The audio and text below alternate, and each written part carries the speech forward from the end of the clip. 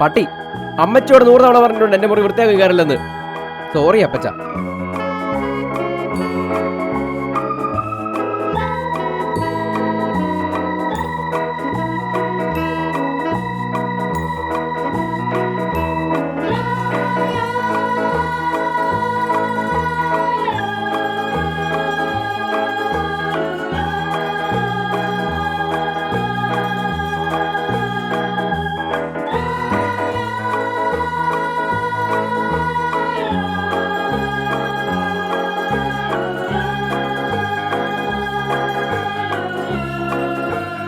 Hello, എന്റെ ഒന്നു പാപ്പിച്ചായ എത്ര തവണ മിസ് കോൾ അടിച്ചല്ല നിങ്ങൾ തിരിച്ചു വിളിക്കുന്നു?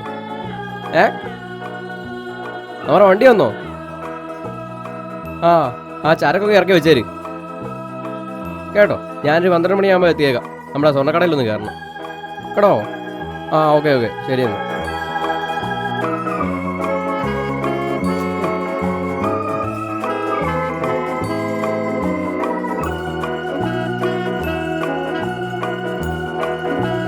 ഹലോ, വർഗിച്ചായ ആ ക്ലബിൽ നിന്ന് ആ പിള്ളേർ വരും ക്രിസ്മസിൻ്റെ വിരുവിന്.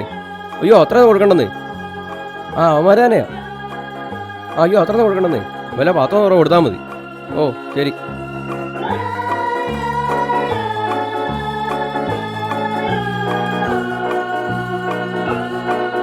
അമ്മച്ചിയെ കഴിക്കാൻ കൊണ്ടുപോയോ? വന്നേ.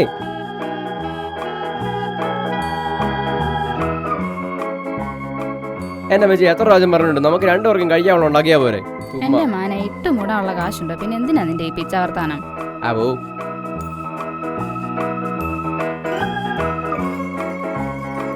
മാല വള എന്നാ പിന്നെ നിനക്കൊരു പാദസരം കൂടെ മേടിച്ചിടാൻ മേലായിരുന്നോ?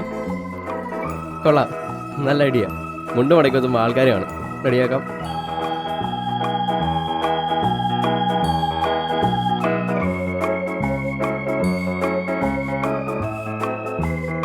എന്തിനാടാ കുഞ്ഞെ നീ എല്ലാരെയും മിസ് കോൾ മാത്രം അടുപ്പിക്കുന്നേ?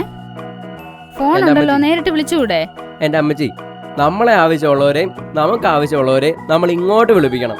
അതാണ് ഒരു നല്ല കച്ചവടക്കാരന്റെ ലക്ഷണം. മനസ്സിലായോ? എന്റെ പുണ്യാളാ.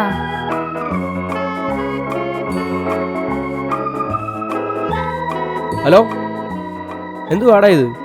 2-3 മിസ് കോൾ വിടാൻ നിനക്ക് തിരിച്ചു വിളിക്കാൻ മേലെ. ഞാനിപ്പോ ഒരു 6-5 മിസ് കോൾ ആയാലോ ഇടുന്നത്. നീക്കെന്നെ പണിക്കാരല്ലേടി? മത്താച്ചനുണ്ടോ അവിടെ? ഉണ്ടായിരുന്ന അവൻ ഇങ്ങോട്ട് ഒറ്റ മിസ് കോൾ തന്നെ തിരിച്ചു വിളിച്ചേന്. പിന്നെ പാസരം ഉണ്ടാവും അവിടെ, മുഴുത്ത് വരണം. ചങ്ങലേ പാഷമുള്ളതാണോ? എന്നാ ഇങ്ങ് എടുത്ത് വെച്ചോ, ഞാൻ ഇപ്പോൾ വരുക. ഓക്കടാ.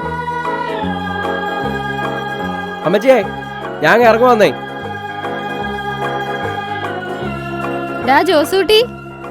എന്റെ അമ്മച്ചി അമ്മച്ചോട് 100 തവണ പറഞ്ഞിട്ട് ഒരു വഴിക്ക് ഇറങ്ങുമ്പോൾ പുറകിൽ നിന്ന് വിളിക്കരുതെന്ന്. എന്നാ അമ്മച്ചി? ഒന്നുമില്ലടാ മക്കളെ, അമ്മച്ചിമാര് മിസ് കോൾ അടിച്ചതാ. റേഞ്ചും ഇല്ല, ബാലൻസും ഇല്ല, ബാറ്ററി വീക്ക്. എന്നിട്ട് മിസ് കോൾ ഇടാനുള്ളതല്ലേ അമ്മച്ചി? നീ പോടാ പട്ടി. എന്റെ ഇന്നത്തെ ദിവസം പോയി. വണ്ടി എടുക്കടാ.